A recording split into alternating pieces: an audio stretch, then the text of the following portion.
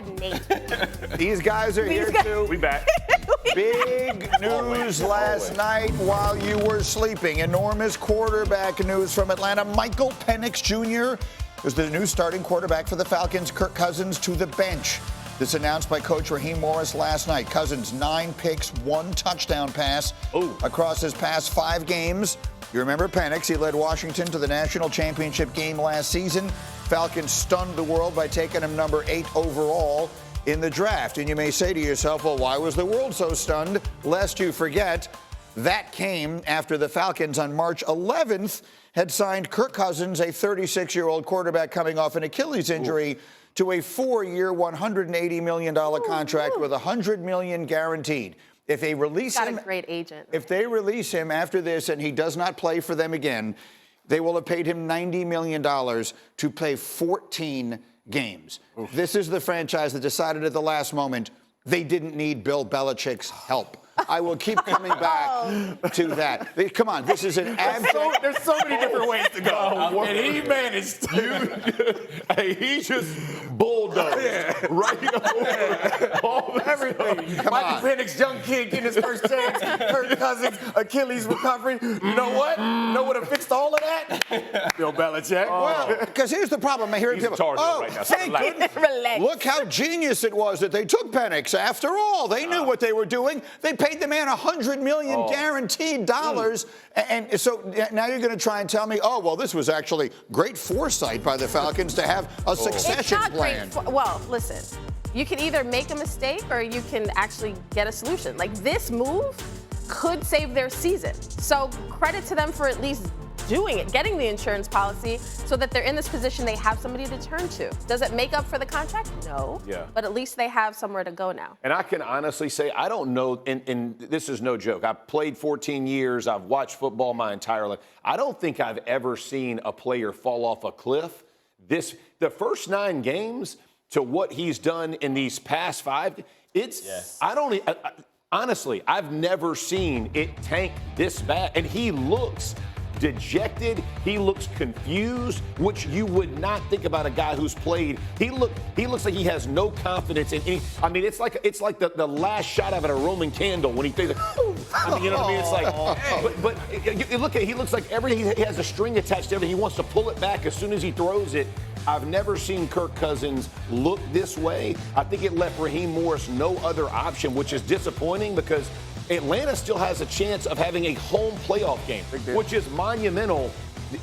But I'm telling you, whatever's going on with Kirk Cousins, I have not seen it before, and it's shocking to me in all honesty. And I'm still trying to qualify whether or not it is because of the Achilles, because he's trying to navigate coming back from that, not being at full strength. The only adjective that you can give Kirk Cousins, the only one you can't give him at this point is underpaid. Like everything else hits because he's not mobile in the pocket. They didn't throw a single first down pass. That's the first time ever. Which by the way, did not help him. No, exactly. Well, that's the point. They're trying to call the offense around the deficiencies that Kirk Cousins has put on display over this stretch of the season. I would think you want to do the opposite. Me too. First down is when they are not expecting things. Right. You want to throw then. But to your point, like, he was inaccurate in this game. Right. His arm looked weak in this game. Right. He also wasn't mobile in this game. And, like, he's an older guy, and it's a serious injury. As much as we want to pretend like you can come back from everything, he hasn't come back from everything. And he's a far cry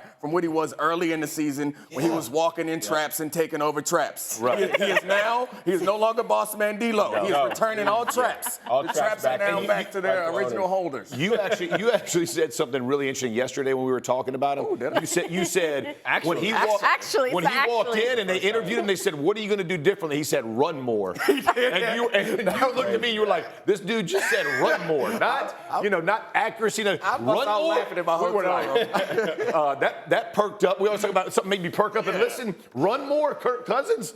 Not the option I'm selecting. So this is the end, I guess, of his season. I would ask quickly before we move on to other matters. Kirk Cousins has had a fine career, terrific career. He's made a lot. Again, he's majored in making a lot of money, but he's played well. I mean, he's been a very good player. For sure. Do we think that this is essentially the end of it? On week 1 of the 2025 season, will he be a starting quarterback in the NFL? I mean, only if Atlanta eats all the contract. There's no one's gonna do. Atlanta would have to eat the contract, and then there's potential. To release if it carries with it that burden of a contract, nobody's gonna. I guess I would have said the same thing about Russell Wilson. That was going to be my point. I was going to nail that one, but you jumped into it. My bad. Apologies. But I agree. I jumped around. Like a true DB right there. But this is just a little hating on Russell. Russell Wilson threw 26 touchdowns and like 8 picks over a year. I was just saying about the contract. Don't compare those That's two. the analogy of the conversation. No, y'all trying to throw shade on my man Russell Wilson. No, I ain't here for it. I'm with Russell Wilson. To your point about Kirk Cousins, I don't think that they trade for this contract. I do think he's a starting quarterback next year because he's a little bit healthier. And this is also the first sign that we've got from him that there could be something wrong. We live in a world where Jameis and Joe Flacco have like literally gotten starting jobs. He is talented enough. And QB desperation in the NFL. Yeah, week one, though, with the contracts, it makes them. Save that. The Russell Wilson criticism comes a little later in the show. In the meantime, let's do the panic meter here as we prepare for week 16. We got some situations to deal with injuries. Kmart, how panicked are we about TJ Watt's ankle and the impact it's going to have on the Steelers? Low, medium, or high? Greeny, it's low for me. I checked in on this, and the expectation I'm told is that he will be ready to go. Yesterday was a light day. It was like a walkthrough. He did not practice, but I'm told that he does feel better and he expects to play. So I'm optimistic about it. Hawk, Detroit is next. David Montgomery out for the season. Your panic level for Detroit's Super Bowl chances with all their injuries, low, medium, or high? It's high. It's high. I think throughout the season we've seen these injuries. We said, it's okay that they have a next man up mentality. Dan Campbell has done an incredible job of making sure that the standard doesn't drop no matter who's in there. But after a while, you got to say, hey, enough is enough. Panicked are we about the ankle of Patrick Mahomes, low, medium, or high? High. And not high because of the injury itself, because of the craziness that's coming out of let's bench him for the season to make sure he's okay, that we can go on the road for 3 weeks in the NFL and try to go win the third and go three-peat. No. Patrick Mahomes is one of the toughest players I have seen in the NFL. He is a tough cat. If this dude tells you can play, you let him play, secure the first seed bye, and then rest him. All right, let's hear from him. This was Mahomes yesterday talking about the possibility of playing despite the injury. That's the reason you play this game is to push to play. So I'll get to work at practice and try to push it to see where I can get to. But at the end of the day, I'm not going to put our team in a bad position. So if I feel like I can play and go out there and win a football game, I'll play. And obviously, we've put ourselves in good position to where I guess I wouldn't say it was dire that I play. We're trying to win the football game, and I'm a competitor. I want to go out there and play. So I'll push myself to get to the best place possible over these next few days, and we'll be able to make a decision then. See, it's not dire, Jeff. I'll remind you, they play Saturday against the Texans and then turn around and play Wednesday on Christmas against Pittsburgh. You're saying just play him, no matter what. If he can play, you play him. If he tells you I'm good, I can go out and protect myself and play, you play him. Hey, everybody at this table is way too tender. We played a game of football. We played a game of football, y'all. Football. I agree with you, Jeff. You didn't agree with me yesterday. You took shots at me. Look at my Twitter. They blasted me because of you. This is a problem, Twitter, man. Jeff, this is a problem. X, whatever it is. You don't listen. Because yesterday, I said quite clearly, don't make me call Karen. I said quite clearly that I don't agree, but there is a rationale for it. So I agree with you. Okay. I just don't think it's nuts that somebody would do that. Okay. I'm the one who's nuts. I'm the tender one. Here's what I said yesterday, Hawk, and this is what I stand by. This is not a binary proposition. It's not like sit him and you automatically lose all the rest of your games and you have no chance. Play him and he automatically gets hurt and he's done for the season and you have no chances. There is a gray area here. The reality is, don't see gray, man. This injury, as I've always understood it, is one that takes some time to get better. If resting him for a couple of games will actually give him a better chance of being at 100%, it is not A, inconceivable that you win the games without him, but B, it is more important that he be 100% at the end of the year than it is that they be the 1 seed. That's what I said yesterday. You know what, Greeny? I always knew you were smart.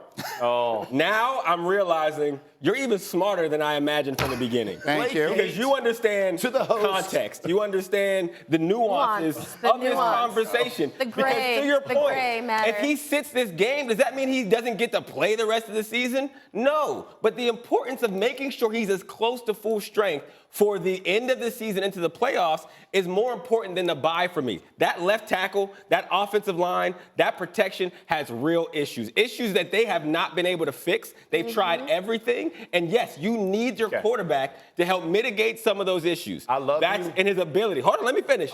You need It's gonna be bad too. He started with "I love you." It's gonna be bad. Yeah, you done stepped You need that quarterback to be able to mitigate those issues, but you need him at full strength. They've won these games because Patrick Mahomes, at the end of those games, they believe is going to have what they need to pull it out. Agreed. If there is a chance that he could go out there and make this injury worse, then you are putting the rest of your season at jeopardy because him not at full strength for the playoffs is worse. You're filibustering now. You just filibustering. No, it's the truth. It's the facts, though. I love your butt. Here is the problem. I love Give me your the butt. problem. You're going to take those tackles on the road for 3 games is a better proposition than him playing a game, securing the 1 bye, getting a bye week. You're going to get a week rest anyway, and playing at home to win 2 to go 3-peat. Who said 3 games? I think if you miss the bye, you're going. So on the road. I think the way that when you come to tough decisions like this, you have to think about the worst case scenario that you're comfortable with living with. And so like the worst case scenario is that he gets hurt playing these games in order to get to the bye. No one's comfortable with that. No. Best case scenario, obviously he plays well and goes to it. On the other side, the worst case scenario is he's healthy, but you got to win 3 games on the road. I got final word about you. Okay, final word. No, I got 2 final words. Texans front. That is what we're not talking about. Who they have to play. I just covered the Texans against the Dolphins. They forced Tua into 4 turnovers. They had Tua all over the place. This is a Texans defense that had Josh Allen going 9 for 30. They had Jared Goff throwing 5 interceptions. Like you having pass pro issues already, and then you have D'Amico Ryan's defense across from you.